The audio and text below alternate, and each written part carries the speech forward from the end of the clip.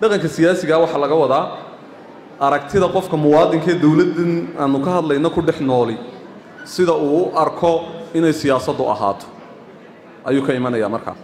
markaa bulshadii mar walba waxaan niyadda ku haynaynaa laba nooc inay bulshadu noqonayso qayb yar oo elite la yidhaahdo oo waxaanu ka hadlaynaa elitku waxa weeyaan markaa inta siyaasiyiinta ee bulshada hoggaamisa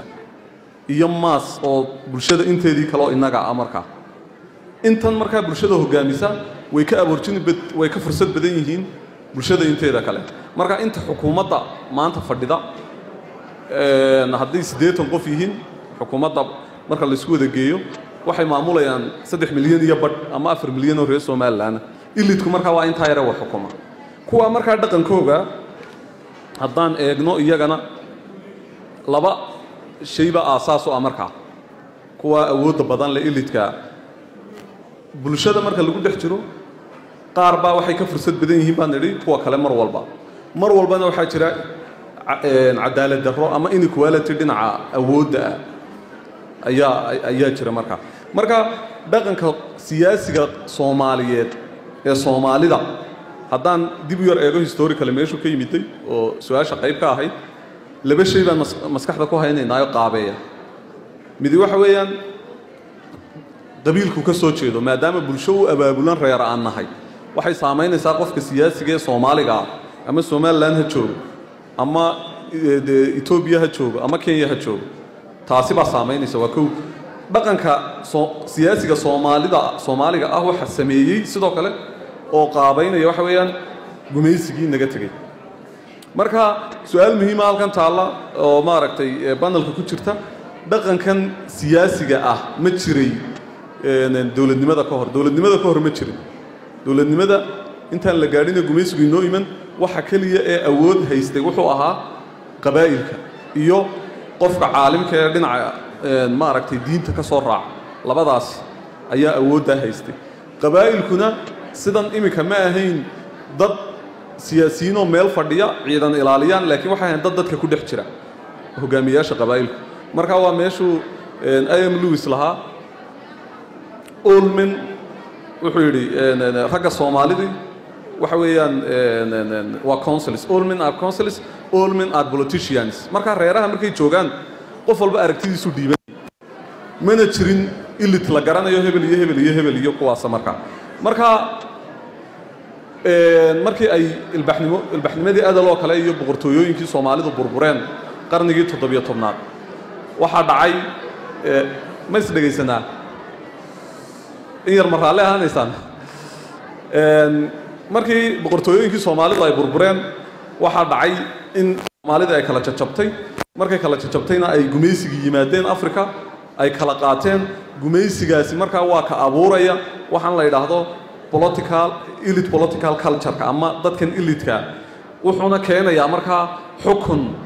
sidiisa u qaabaysan oo dusha uu kaga keenayo Soomaalida shuruuc baa idin yaalun baa la oranayaa marka oo qoran oo dastuur baa yaala oo kan baa yaala xagaasay marka ay inaga soo gashay marka intii dawladnimadii ay jirtay iyo intii kalaba waxyaabo ma garanaysaa ayay qaabeynaya jira oo tusaale ahaan dawladdii rayidkii 1960 professor Abdi Ismail Samatar wuxuu kala qaybinayaa political elite-ka Soomaalida labo wuxuu leeyahay qaar waxay ahaayeen civic program bay wateen oo waxay rabeen national interest ama danta guud inay ka shaqeeyaan aadan cadda hogaaminay qaar kalena waxay ahaayeen buu leeyahay sectarian ama kooxo gaara oo dana gaara wata mainly isku haya dana qabiil marka halkan su'aashii waxa imanaysa culture-keena iyo dawladnimadan halkay iska soo galayaan baa marka imanaysa dhaqankan siyaasiga iyo dhaqankan dawladnimadeena dhaqankeeni caadiga iyo kii siyaasiga halkay iska imanayaan marka Ingiriisku dawladda dusha inaga keenay ama Talyaanigu Soomaaliya dusha kaga keenay waxa dhacay marka iskhilaaf dhaqankeeni aanu haysaneen inagu caadi ugu dhaqmaynay iyo kii shuruucdii baa isqaban waayay marka dawladii waqtiga jiray dawladii militariga iyo tii kale waxay qaateen dhaqanka siyaasiga ee modernka ama casriga therefore waxay yiraahdeen socialist weeyaan wadanku ama waa democratic dhaqankeeniina meeshii baa laga saaray waxay qaateen marka aragtida modernity-ga ama modernization in laga tago wax la wixii dhaqanka ah dunidu casri noqoto waana meesha state failure-ku uu ka imanayo labadaa dhaqan ay isqaadan waaye marka waxaa bilaabmaya markaa corruption waxaa bilaabmaya political patronage wax la yidhaahdo ama hantidii ummadda inuu qofi ololo ku galo inuu awoodii ku tagrifalo marka 1991 saasay dowladdu ku duntay Soomaaliya markaa waxaa bilaabmay markaa political elites kale hogaamiye kooxeedda bilaabmay innagana markaa waxaa dhinacan